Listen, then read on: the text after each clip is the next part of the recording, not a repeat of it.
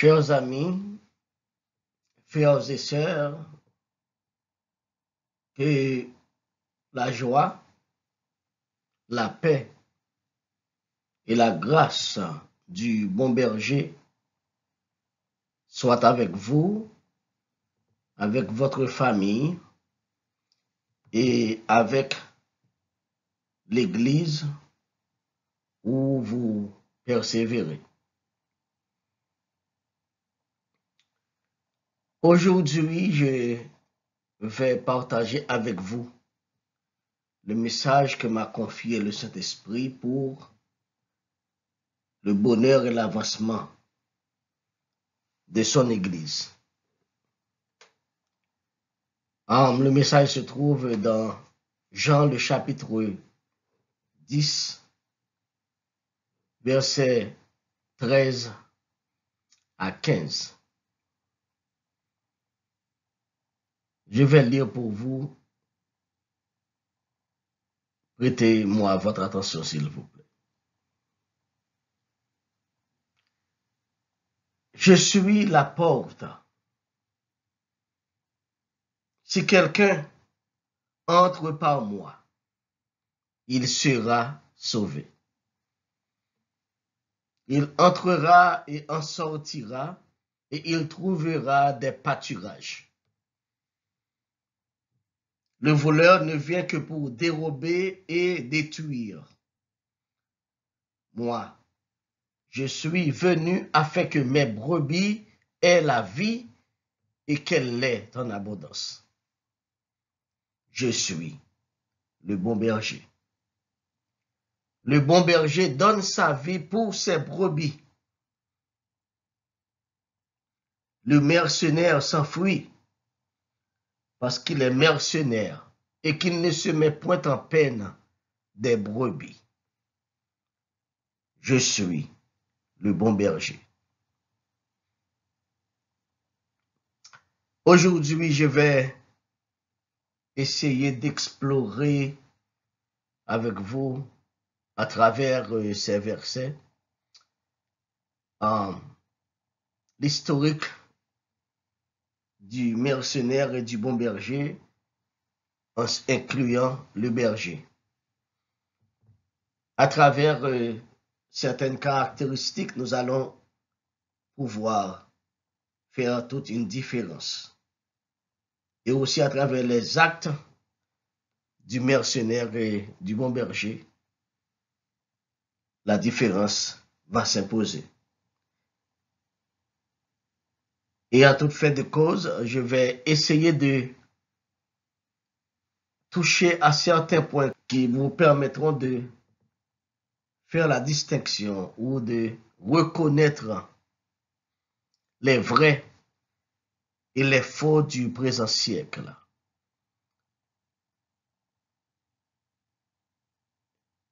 Avec une réflexion finale qui l'accompagne.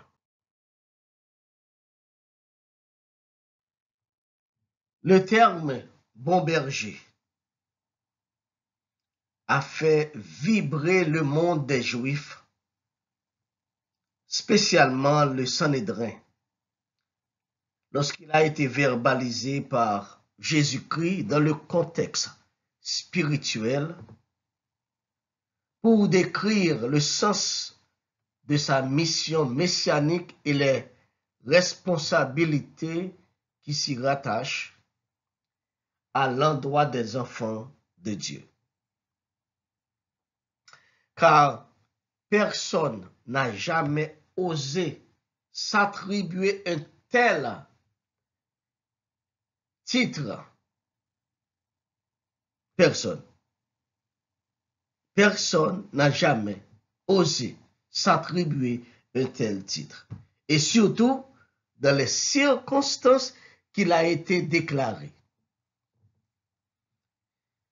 Le fait de prendre soin de marteler le terme « Je suis le bon berger » rendit inconfortable les prêtres juifs qui composaient le Sanhédrin, car il paraît porter atteinte à leur fierté pastorale qui plutôt affirma le contraire en parole et en action.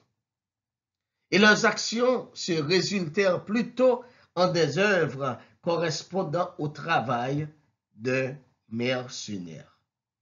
C'est pourquoi Jésus-Christ a déclaré haut et fort, le mercenaire s'enfuit parce qu'il est mercenaire et qu'il ne se met point en peine des brebis.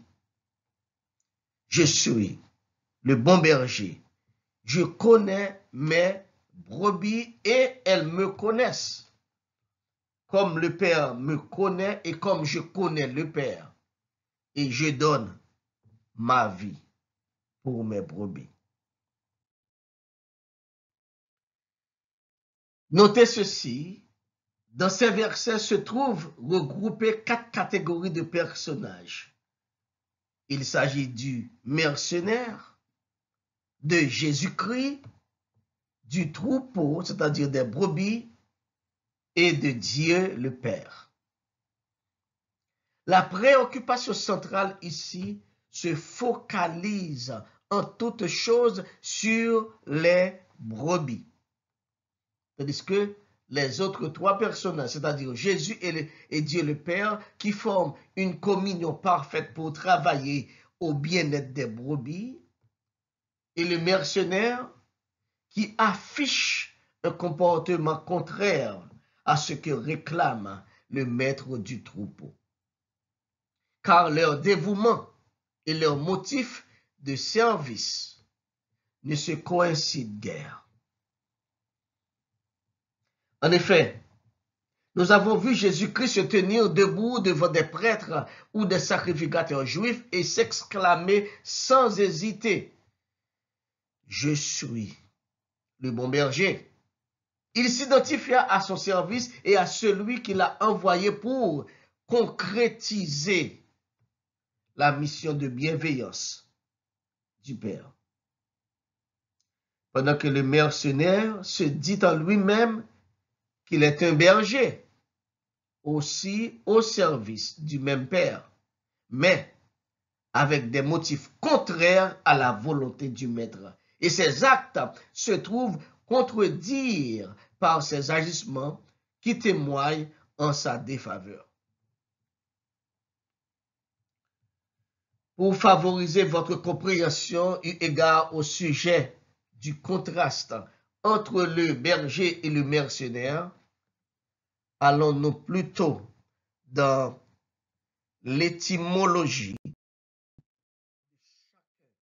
de ces termes pour mieux appréhender et tirer profit nécessaire pour notre avancement spirituel. D'une part, notons que le terme utilisé pour décrire berger s'enracine dans le mot grec poimen, qui se définit comme étant quelqu'un qui prend soin des autres et qui contrôle ceux qui lui ont été confiés et qui suivent les préceptes à l'appui. Métaphoriquement, un berger se trouve lié à des rôles correspondant à des responsabilités humaines comme un directeur, un responsable ou un président, un roi, etc. Cependant, dans le contexte spirituel, il se rapporte plutôt à la tâche de surveillance, la tâche de pasteur ou d'ancien pour servir et desservir les assemblées chrétiennes. La priorité de ces derniers est de veiller, protéger et défendre les brebis contre toute attaque des ennemis et des profiteurs, tout en soignant aussi et guérissant les blessures des brebis. Ensuite, chercher et trouver celles perdues afin de les sauver et les préserver de tout piège possible. Le terme berger a été tellement bien perçu Il fut l'objet d'une tâche spéciale attribuée à un pilote d'avion au cours de la Seconde Guerre mondiale. Il a été désigné spécialement pour venir en aide à un autre pilote dont l'avion est endommagé afin de le guider et faciliter son retour à la base à coup sûr et sans danger. D'autre part, nous trouvons le vocable mercenaire dont la racine se trouve dans le mot latin mercenarius, c'est-à-dire louer contre de l'argent, payer ou celui qui se fait payer parfois excessivement pour accomplir une tâche ou une mission quelconque. C'est donc un étranger qui ne s'intéresse qu'à son argent. Bibliquement parlant, un mercenaire est un ouvrier, un artisan qui travaille pour de l'argent. C'est tout simplement un cupide qui ne recule devant rien quand il s'agit de faire de l'argent.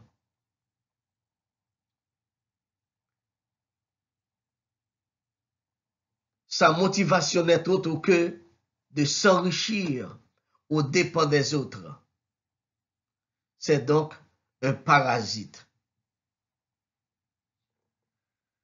Entre ces deux vocables, c'est-à-dire berger et mercenaire, se trouve une grande fossé, une grande séparation quant à l'exécution des tâches qui leur sont attribuées pour le grand bien des brebis. Ma préoccupation va se focaliser sur les caractéristiques et les actes du bon berger, du berger et du mercenaire, afin de faire le point sur le vrai et le faux berger du présent siècle, selon la volonté de celui qui l'a mandaté.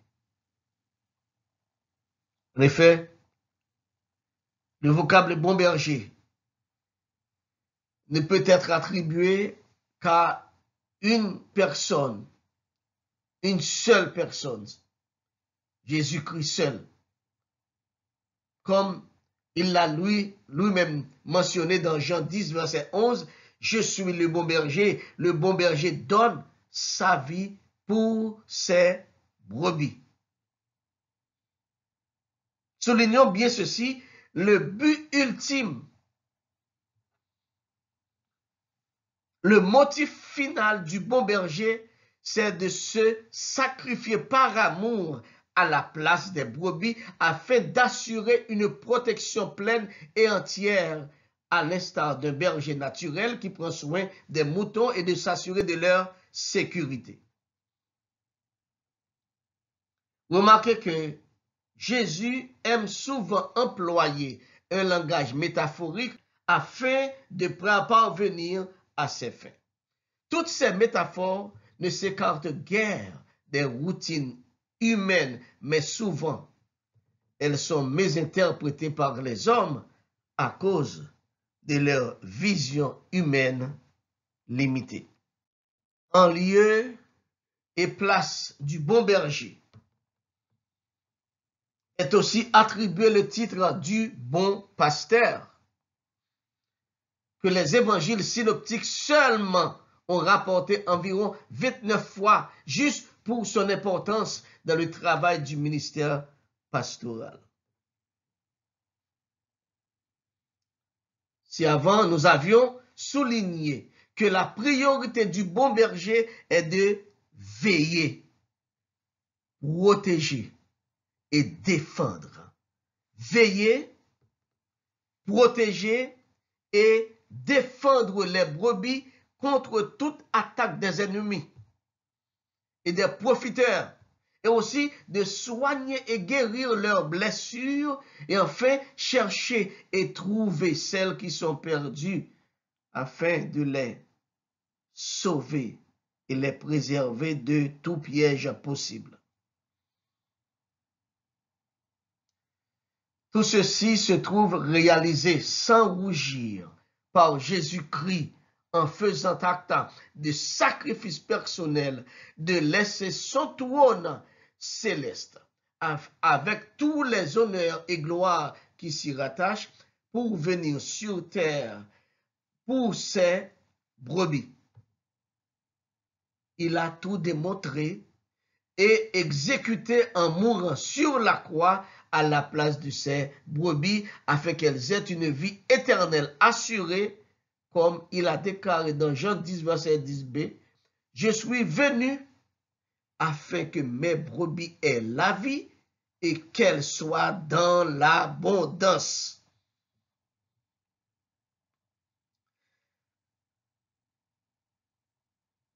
Son sens du bon berger le porta à supplier le Père de le faire remplacer sur la terre par le Saint-Esprit en vue de s'assurer de la pérennité du travail qu'il a commencé, et ceci en permanence jusqu'à l'enlèvement de son Église. L'action la plus palpable et visible de Jésus-Christ comme le bon berger, c'est qu'il a établi sur son troupeau des bergers qu'il a lui-même choisis et désignés au sein de sa bergerie pour s'assurer de la continuité du travail qu'il a amorcé sous leurs yeux. Ainsi, dit Éphésiens, le chapitre 4, versets 11 et 12, il a donné les uns comme apôtres, les autres comme prophètes, les autres comme évangélistes, les autres comme pasteurs et docteurs, pour le perfectionnement des saints en vue de l'œuvre du ministère et de l'édification du corps de Christ. Quel parfait modèle! Quel parfait modèle! Quel dévouement exceptionnel de planificateur exceptionnel. Cependant, en dépit de toutes les prérogatives du Seigneur pour s'assurer de la bonne marche de sa bergerie, l'opposant farouche, Satan le diable, trouve des moyens et des stratégies persuasives pour s'infiltrer dans l'espace de la bergerie du bon berger. En dépit des efforts du bon berger, spécifiquement les pasteurs de Jésus-Christ établis pour mener à bien son ministère ecclésiastique, nous trouvons un autre groupe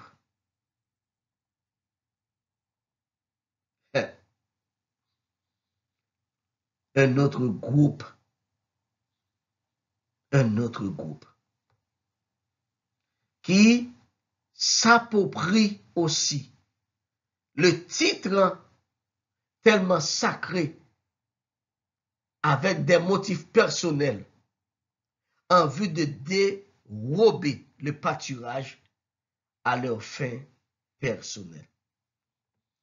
Je vais reprendre ceci.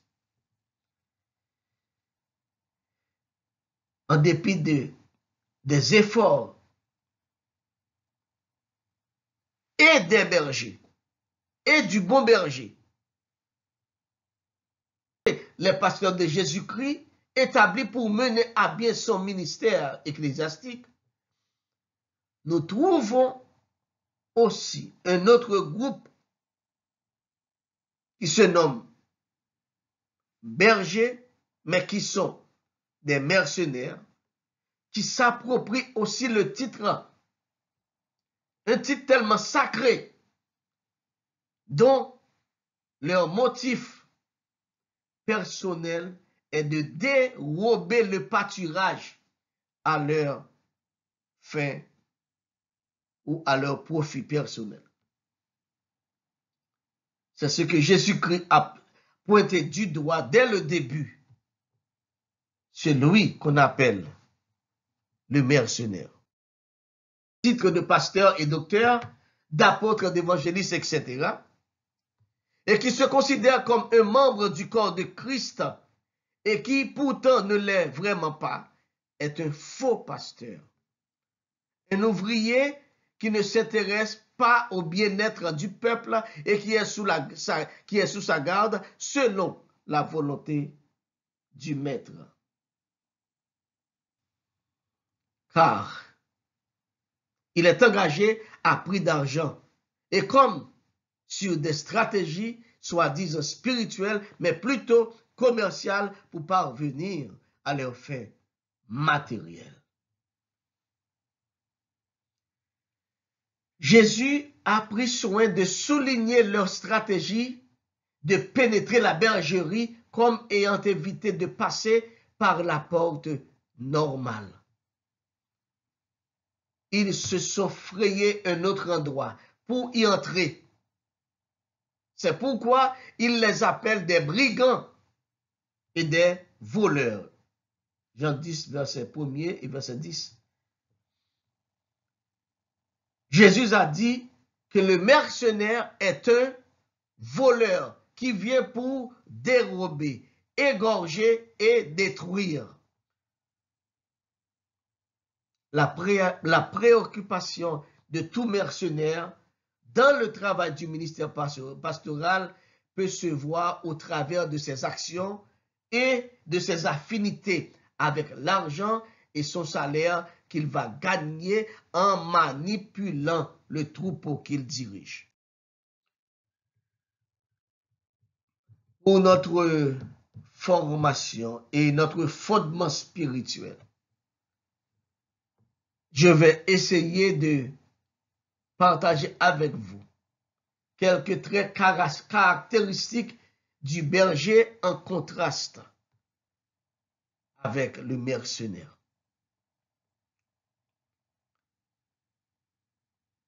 Notez ceci.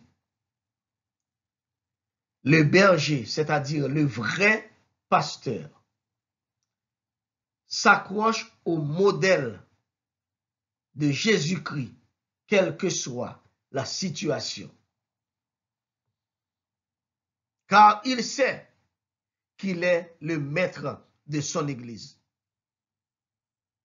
Tandis que le mercenaire fait semblant d'être un berger, mais il ne l'est pas vraiment. Il tient à bâtir son groupe social selon sa propre vision sociale. Deuxièmement, le vrai berger se laisse diriger par le Saint-Esprit qui est envoyé pour consolider le travail dans l'Église. Le mercenaire écarte le Saint-Esprit complètement en s'appropriant le plein contrôle de la bergerie.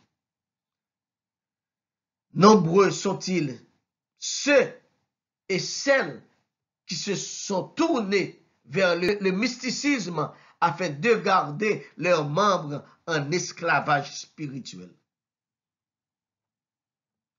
Troisièmement, la priorité du vrai berger se voit dans la manifestation de la compassion pour les brebis. À l'instar du maître, il veille sur chacune d'elles afin de les protéger et les défendre en les alimentant de nourriture spirituelle authentique et sans mélange. Mais le mercenaire s'en fout du bien-être. Il s'en fout du bien-être du troupeau. Sa priorité se focalise sur de l'argent, le succès social et la renommée. Car c'est un artisan, un ouvrier qui travaille pour un gain sordide afin de plaire ses fidèles. Quatrièmement, le vrai berger est prêt à se donner en sacrifice pour le troupeau, à l'instar de Jésus-Christ. Alors que le mercenaire ne fait que recevoir et il sacrifie plutôt les brebis. Son engagement dans le travail se réfère au profit qu'il tient à faire en prenant la tête du troupeau, c'est-à-dire son propre bien-être. En contraste, au vrai berger, le mercenaire cherche à endiguer la vérité afin de leur garder dans l'ignorance. Car garder les brebis dans l'ignorance quant aux vérités bibliques fait leurs affaires. Le vrai berger est patient et calme. Le mercenaire aime provoquer le sensationnalisme. Il aime exciter la foule et attirer les regards du public sur sa personne, comme en font les vedettes mondaines. Ils sont allés jusqu'à féticher des miracles. Ils sont allés jusqu'à féticher des miracles pour persuader les esprits faibles, les fanatiques et les supporters aveugles. Pourtant, ils ne sont plus sous la gouverne du Saint-Esprit pour faire les œuvres appropriées selon la volonté de Dieu et de Jésus-Christ.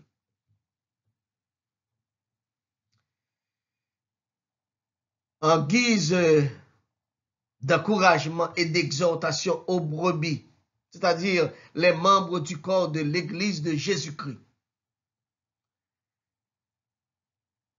je tiens à souligner, à vous encourager d'être vigilants.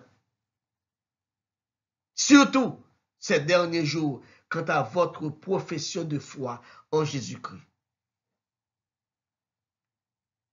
Ne soyez pas naïfs devant les miracles et les manifestations de toutes sortes que vous voyez s'opérer et réaliser sous vos yeux. Car ce ne sont pas tous ces miracles qui viennent du Saint-Esprit. Ne vous laissez pas entraîner dans les mouvements sensationnels. Des mouvements sensationnels pour satisfaire les désirs du monde moderne. Ouvrez grand vos yeux spirituels et votre cœur en invitant le Saint-Esprit et le Saint-Esprit seul à vous enseigner la pure vérité sur Dieu, sur Jésus-Christ et sur son Église. Ainsi, vous ne serez pas comme une proie facile à l'exploitation des instruments du diable. Ne vous écartez pas de l'évangile original qui tente à libérer votre esprit en vous donnant un esprit de sagesse, de force et de courage afin de contrecarrer la force des ténèbres dans votre vie. Le psaume 23 et Jean 10 a beaucoup de choses à vous enseigner sur votre bon berger et sur votre berger. Soyez fermes et inébranlables, car le vent de la fausse doctrine souffle très fort aujourd'hui. Et il a déjà emporté beaucoup de cœurs qui sont affaiblis subtilement par des esprits de Satan. Fuyez tout mouvement suspecté d'appartenance au spiritisme. Je vais répéter ceci pour vous. Fuyez, écartez-vous de tout mouvement que vous suspectez avoir une appartenance au spiritisme. Enfin, tous ceux qui se laissent entraîner dans ces genres de choses et qui suivent un mercenaire aboutiront au même endroit que le mercenaire et Satan le diable. Car ils travaillent pour leur maître, Satan le diable. Ils le savent. Mais ils tiennent à vous garder dans l'ignorance. Et ils dominent sur vous. Et quand ils ont la possibilité de dominer sur votre esprit, ils peuvent gagner votre cœur et votre estime sans le savoir. Mais si vous laissez le Saint-Esprit vous guider, si vous laissez le Saint-Esprit vous permettre de découvrir la vérité dans la parole, vous allez pouvoir, croyez-moi, vous allez pouvoir faire toute la différence. Vous allez pouvoir comprendre et les découvrir. Car quand vous avez le Saint-Esprit de Dieu en vous, il va vous permettre de les découvrir si facilement. Mais je tiens à obéir à Dieu, à Jésus-Christ, qui tient à ses serviteurs et ses servantes dans le monde. Nous qui sommes encore vivants sur la terre, n'oubliez pas que nous sommes en transition. Mais il y a quelqu'un qui veille sur nous. Il veut nous défendre et il veut nous protéger contre ces détracteurs spirituels.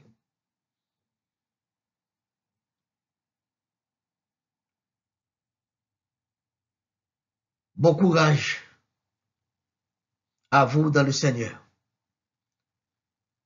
De ma bouche, il vous a parlé. Et là, il vous a parlé et vous a averti, afin que vous ne soyez pas pris au dépourvu. Que l'esprit de la sagesse et la connaissance vous soit échu en héritage jusqu'au retour prochain de Jésus-Christ. Que le Dieu de paix vous rende capable de produire des œuvres bonnes afin de plaire à Dieu qui nous a choisis pour faire partie de son sacerdoce royal. Que Jésus-Christ bénisse votre famille, vous bénisse et aussi bénisse le ministère, le pasteur, le leader qu'il a placé devant vous pour vous guider et vous amener à bon port par le moyen du Saint-Esprit. Qu'il en soit ainsi pour vous, dans le nom de Jésus-Christ. Amen.